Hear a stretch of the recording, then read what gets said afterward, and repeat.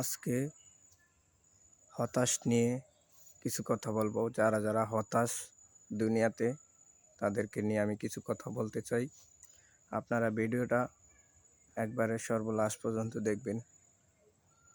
আলহামদুলিল্লাহ, আপনাদের কাছে দোয়া রইল। এই যে যারা হতাশ, তারা কেন হতাশ হয়? হতাশ আর হবেন না। আল্লাহর কাছে চাইবেন আর কাজ করবেন, আল্লাহই দিবে। একমাত্র আল্লাহ তাআলাই ভালো জানে কাকে কিভাবে দিতে হবে, কীরকম দিবে, কতটুকু দিবে, কখন দিবে।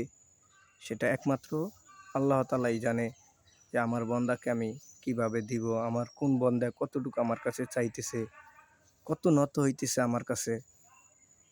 যারা হতাশ তারা আল্লাহর কাছে চাবেন, আর বেশি প্রেশার নেবেন না, কাজ করবেন। আল্লাহ বলছে যে তুমি কাজ করো, কাজের অ্যামাউন্ট, কাজকে করার জন্য তোমার গায়ে শক্তি আমি দেব, কাজকে করার ক্ষমতা আমি তোমাকে দেব।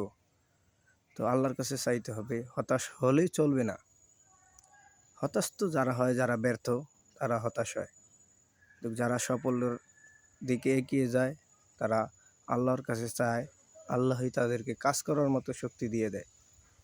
তো আমরা আর হতাশ হব না।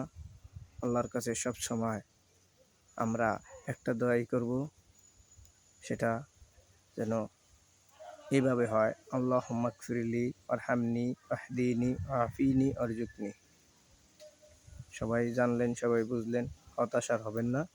ভিডিওটি ভালো লাগলে আমার পেজটা ফলো করবেন। আমি আপনাদের পাশেই থাকতে চাই। তো ইনশাল্লাহ সবাই ভালো থাকবেন। আলহামদুলিল্লাহ, আসসালামু আলাইকুম।